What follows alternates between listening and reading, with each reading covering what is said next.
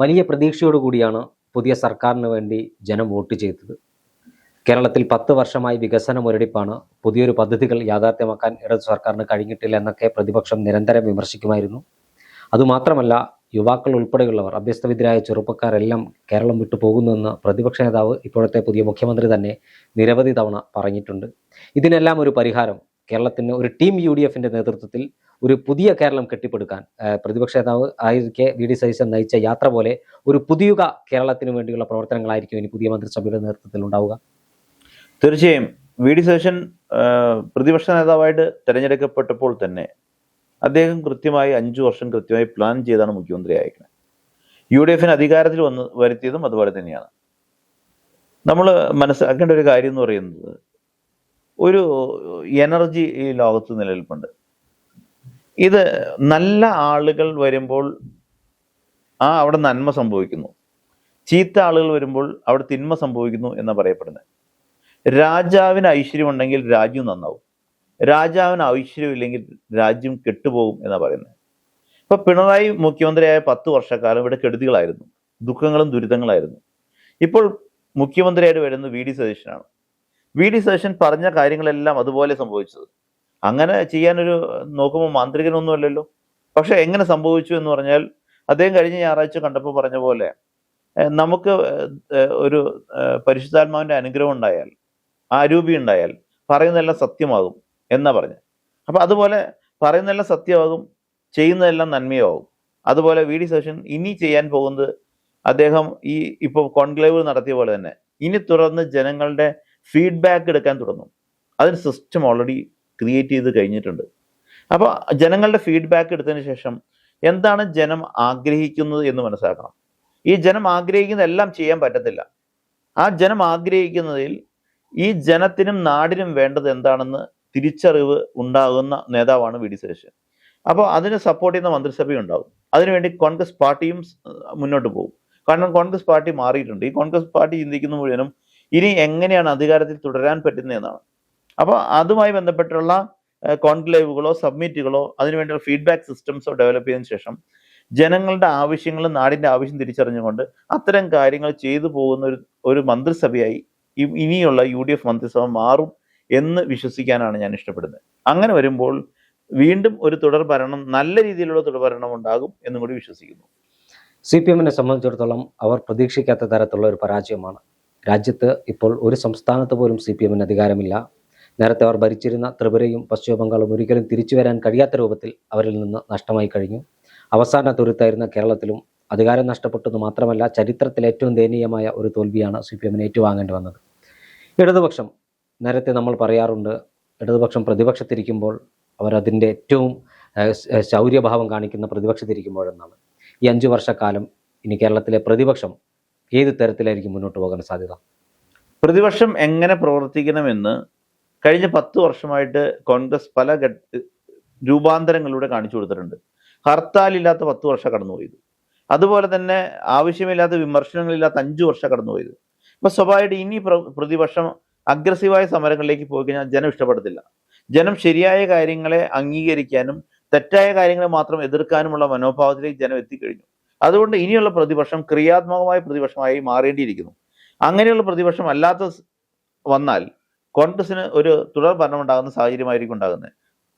മറിച്ച് ക്രിയാത്മകമായ പ്രതിപക്ഷം ആകിയാൽ ഒരു ടൈറ്റ് ഫൈറ്റിലേക്കുള്ള ഒരു സാഹചര്യവും 2030 ഉണ്ടാകും എന്നാണ് മനസ്സിലാക്കുന്നത്.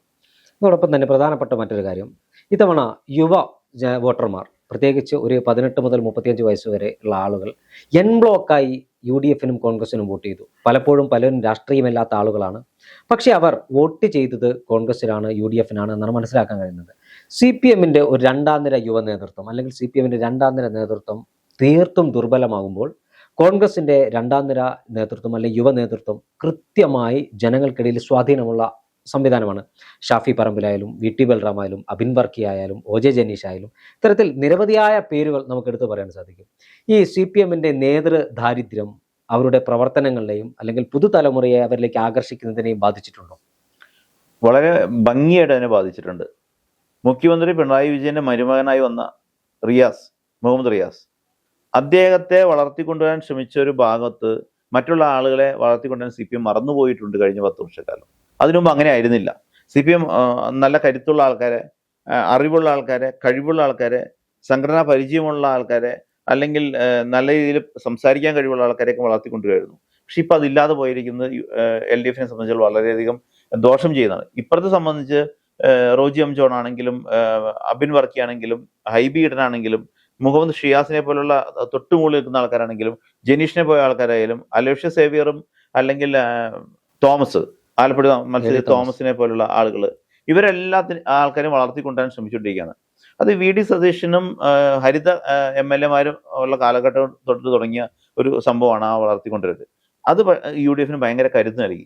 ഈ യുവാക്കളുള്ളതാണ് ഈ തവണത്തെ UDF-ന് ഇത്രയധികം ഭൂരിപക്ഷം കിട്ടാൻ കാരണമായ ഒരു സംഗതി.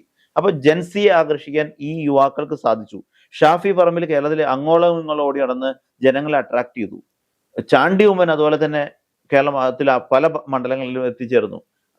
പരസ്യ പ്രചാരണങ്ങൾ കുറച്ച്, പോസ്റ്റുകൾ കുറച്ച്, ആ പ്രചാരണങ്ങളിലൂടെ അദ്ദേഹം വോട്ട് വാങ്ങി. അപ്പൊ ഈ ഒരു തന്ത്രങ്ങൾ, പുതിയ തലമുറയുടെ തന്ത്രങ്ങളെ മനസ്സിലാക്കാൻ അവർക്ക് സാധിച്ചിട്ടുണ്ട്. അത് UDF-ന് അനുകൂലമാണ്, LDF-നെ സംബന്ധിച്ച് ദോഷവുമാണ്.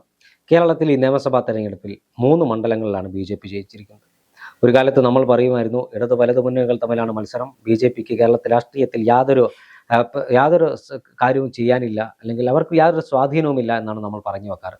എന്നാൽ ഇത്തവണ ചാത്തന്നൂര്, കഴക്കൂട്ടം, നേമം 3 മണ്ഡലങ്ങളിൽ അവർ വിജയിച്ചു കഴിഞ്ഞു. അവർ പറയുന്നത് ഇത്തവണ 3 ആണെങ്കിൽ അടുത്ത തവണ 71 ഞങ്ങളുടെ ലക്ഷ്യമെന്നാണ്. പതിയെ പതിയെ BJP കേരളത്തിൽ വേരുറപ്പിക്കുന്നതിന്റെ ഘടകം എന്താണ്? BJP വേരുറപ്പിക്കുന്നതിന്റെ ഘടകം എന്ന് പറയുന്നത് ആന്റി ഇൻക്യുംബറൻസി ഫാക്ടർ തന്നെയാണ് ഈ തവണ 3 സീറ്റ് ജയിക്കാൻ കാരണമായത്. ആ ആന്റി ഇൻക്യുംബറൻസി ഫാക്ടർ എന്ന് പറയുന്നത് ഒരു സർക്കാരിനോടല്ല, ഒരു വ്യക്തി, അതായത് മുഖ്യമന്ത്രിയോടും പിണറായി വിജയനോടും മാത്രമുള്ള എതിർപ്പാണ് ഉണ്ടായത്. ചില മണ്ഡലങ്ങൾ പറഞ്ഞു ഞങ്ങൾക്ക് MLA-യോട് താല്പര്യമുണ്ട്, പക്ഷെ ഈ MLA-നെ ജയിപ്പിച്ചാൽ അവിടെ മുഖ്യമന്ത്രിയാകുന്ന പിണറായി വിജയൻ അല്ലേ, അതുകൊണ്ട് ഞങ്ങൾ ഇതാണ് MLA-ക്ക് വോട്ട് ചെയ്യുന്നില്ല എന്ന് പറഞ്ഞ ആളുകളുണ്ട്.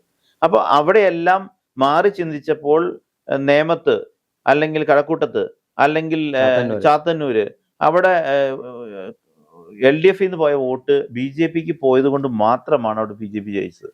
നാളെ അത് തുടരാനുള്ള സാധ്യതയൊന്നുമില്ല. ആ സാധ്യതയില്ലാതെ കേരളം വർഗീയ രാഷ്ട്രീയത്തിന് ചിന്തിക്കാൻ തയ്യാറല്ല. അതുകൊണ്ട് ഈ 3 സീറ്റും അടുത്തവണ ഉണ്ടാകുമോ എന്ന് നമുക്ക് പറയാൻ പറ്റത്തില്ല. രണ്ടാമത്തെ കാര്യം, BJP-ക്ക് അങ്ങനത്തെ ഒരു നേതൃത്വ നിരയില്ല. അതിനൊരു ലോക്കൽ ഒരു രാഷ്ട്രീയത്തിൽ മത്സരിപ്പിക്കാൻ പറ്റുന്ന നേതാക്കൾ ഒഴികെ സംസ്ഥാന രാഷ്ട്രീയത്തിൽ മത്സരിക്കാൻ പറ്റുന്ന നേതാക്കന്മാരെ നേതൃനിര കേരളത്തിലില്ല. മറ്റു സംസ്ഥാനങ്ങളിൽ അതുണ്ട്. അങ്ങനെ ഡെവലപ്പ് ചെയ്താൽ മാത്രമാണ് BJP-ക്ക് 371 ആക്കാൻ പറ്റൂ എന്ന ചോദ്യത്തിൽ പറ്റുമെന്ന് പറഞ്ഞാൽ അവരുടെ അവകാശവാദം നടപ്പിലാകുള്ളൂ. ജാതിമത വർഗീയ സംഘടനകളുടെ കേരളത്തിലേക്കുള്ള ഒരു കടന്നുകയറ്റം നമുക്കറിയാം. ഒരു ഭാഗത്ത് ന്യൂനപക്ഷ തീവ്രവാദമാണെങ്കിൽ മറുഭാഗത്ത് ഭൂരിപക്ഷ തീവ്രവാദം. ഇവരുടെ ഒരു കടന്നുകയറ്റം, പ്രത്യേകിച്ച് രാഷ്ട്രീയവാദികളായ യുവാക്കളെയാണ് ഇവർ തെരഞ്ഞുപിടിച്ച് തങ്ങൾക്കൊപ്പം ചേർക്കുന്നത്. ഇത് മതേതര കേരളത്തിന് ആപത്താണ് എന്ന കാര്യത്തിൽ ഒരു തർക്കവുമില്ല. ഇതിനെ പ്രതിരോധിക്കാൻ ഐക്യജനാധിപത്യ മുന്നണിയും കോൺഗ്രസും സദാ സന്നദ്ധനാണെന്ന് പറഞ്ഞാൽ നിഷേധിക്കാൻ കഴിയുമോ? അതിൽ ഒന്നാമത്തെ കാര്യം എന്ന് പറയുന്നത്, VD സതീശൻ ഏകാധിപതിയായിരുന്ന പിണറായി വിജയനെയാണ് ഇവിടെ നിന്ന് എടുത്തു മാറ്റിയത്. രണ്ടാമത് എടുത്തു മാറ്റിയത് എത്രയധികം ഗ്രൂപ്പുകൾ ഉണ്ടാകാൻ സാധ്യതയുണ്ടായ ആ ഗ്രൂപ്പുകളെയാണ് ഇപ്പോൾ മാറ്റിയിരിക്കുന്നത്. ഇനി ഇവിടെ കെട്ടിപ്പടുക്കുന്ന അടുത്ത ഘട്ടമായിട്ട് VD സതീശൻ ഉണ്ടാകുന്ന ടീം UDF എങ്ങനെ ഭരിക്കുന്ന ടീം UDF ആകുമെന്നാണ്. അടുത്ത ഘട്ടത്തിലേക്ക് VD സതീശൻ കൊണ്ടുവരാൻ പോകുന്നതും UDF-ഉം കൊണ്ടുവരാൻ പോകുന്നത്. UDF-ഉം കൊണ്ടുവരാൻ വെച്ചാൽ ഷാഫി പറമ്പിലും ചാണ്ടി ഉമ്മനും ഇവരെല്ലാം ചിന്തിക്കുന്നത്, CR മഹേഷ് ചിന്തിക്കുന്നത് മതേതര രാഷ്ട്രീയത്തെക്കുറിച്ചാണ്, വർഗീയത ഇല്ലാത്ത രാഷ്ട്രീയത്തെക്കുറിച്ചാണ്. അപ്പൊ സ്വാഭാവികമായിട്ട് ഇനി വർഗീയതയുടെ വേറിറക്കുന്ന ഒരു സാഹചര്യം കൂടി കേരളത്തിലുണ്ടാകും. അപ്പൊ അതോടുകൂടി കേരളത്തിലെ വർഗീയതയൊക്കെ തുറച്ചു നീക്കപ്പെടും. അത് കേരളത്തിൽ കഴിഞ്ഞൊരു 10-15 വർഷമായി തുടങ്ങിയ ഒരു ട്രെൻഡാണെങ്കിൽ ആ ട്രെൻഡ് അടുത്ത 5 വർഷം കഴിയുമ്പോൾ അവസാനിക്കും. മറ്റൊരു പ്രധാനപ്പെട്ട കാര്യമുള്ളത്, നമ്മുടെ കേരളം വലിയ ഒരു വിപത്തിലൂടെ കടന്നു പോവുകയാണ്. അതായത് ഒരു മയക്കുമരുന്നിൻ്റെ, പ്രത്യേകിച്ച് സിന്തറ്റിക് ഡ്രഗ്സിൻ്റെ ഒരു ഒഴുക്ക് കേരളത്തിലേക്കുണ്ട്. നമ്മൾ എത്ര ഇല്ല എന്ന് പറയാലും അതൊരു യാഥാർത്ഥ്യമാണ്. കേരളത്തിൻ്റെ യുവതലമുറയെ അത് അർബുദം പോലെ കാരണം തിന്നുകയാണ്. VD സതീശൻ, ഞാനിപ്പോഴും ഓർക്കുന്നു, VD സതീശൻ്റെ നേതൃത്വത്തിൽ പ്രതിപക്ഷ നേതാവായിരിക്കെ അദ്ദേഹം വലിയ ക്യാമ്പയിൻ മയക്കുമരുന്നിനെതിരെയൊക്കെ നടത്തിയിട്ടുണ്ട്. എങ്കിൽ പോലും കാര്യക്ഷമമായി അതിനെ നിയന്ത്രിക്കാൻ നമുക്ക് കഴിഞ്ഞിട്ടില്ല എന്നത് യാഥാർത്ഥ്യമാണ്. പുതിയ സർക്കാരിൽ പുതിയ മുഖ്യമന്ത്രിയായി ആ മയക്കുമരുന്നിനെതിരായ ക്യാമ്പയിൻ നടത്തി നേതൃത്വം നൽകിയ VD സതീശൻ മുഖ്യമന്ത്രിയായി ചുമതലയേറ്റെടുക്കുമ്പോൾ കേരളത്തിൻ്റെ മണ്ണിൽ നിന്ന് ഈ മയക്കുമരുന്ന് മാഫിയയെ പൂർണ്ണമായും തൂത്തെറിയാൻ, നാളെ അമ്മമാരുടെ കണ്ണീർ ഈ മണ്ണിൽ വീഴാതിരിക്കാനുള്ള പ്രവർത്തനം അദ്ദേഹത്തിൻ്റെ ഭാഗത്തുനിന്നുണ്ടാകില്ലേ? മയക്കുമരുന്നിനെതിരെ കൂടുതൽ ക്യാമ്പയിൻ നടത്തിയ രമേശ് ചെന്നിത്തല ആയിരുന്നു എന്ന് തോന്നുന്നു. അദ്ദേഹമാണ് കുറച്ചും കൂടി ബെറ്റർ ആയിട്ട് ക്യാമ്പയിൻ നടത്തിയത്. പക്ഷെ ക്യാമ്പയിൻ ബോധവൽക്കരണത്തിന് നല്ലതാണ്.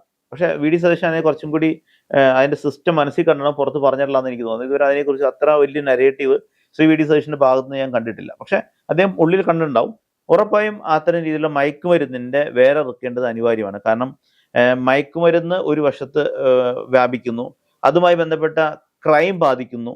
മൂന്നാമത്തെ തലം എന്ന് പറയുന്നത് സ്ത്രീകൾക്ക് അതിന്റെ ബുദ്ധിമുട്ടുകൾ നേരിടുന്നു. കാരണം സെക്ഷൽ അബ്യൂസ്, റേപ്പ്, സ്ത്രീകളോടൊക്കെയുള്ള അറ്റാക്ക്, ഇതെല്ലാം കൂടി വരുന്നുണ്ട്. അപ്പൊ ഇതിനെ ഒറ്റ ഇതായിട്ട് മദ്യം, മയക്കുമരുന്ന്, അതിന്റെ കൂടെ തന്നെ കുറ്റകൃത്യങ്ങളുടെ വളർച്ച, അതുകൂടാതെ സ്ത്രീകളോടും മറ്റുള്ള സാധാരണക്കാരുള്ള അതിക്രമങ്ങൾ, ഇതിനെ മൂന്നും ഒന്നായി തന്നെ കണ്ടുകൊണ്ട് അതിനു വേണ്ടിയുള്ള ഒരു നിർമ്മാർജ്ജനം ചെയ്യിക്കാനുള്ള ഒരു സമീപനം ഉണ്ടാകണം എന്നാണ് ഞാൻ ആഗ്രഹിക്കുന്നത്. അതാണ് എനിക്ക് വി ഡി സതീശന് മുമ്പിൽ വയ്ക്കാനുള്ള ഏറ്റവും പ്രധാനപ്പെട്ട ഒരു കാര്യം.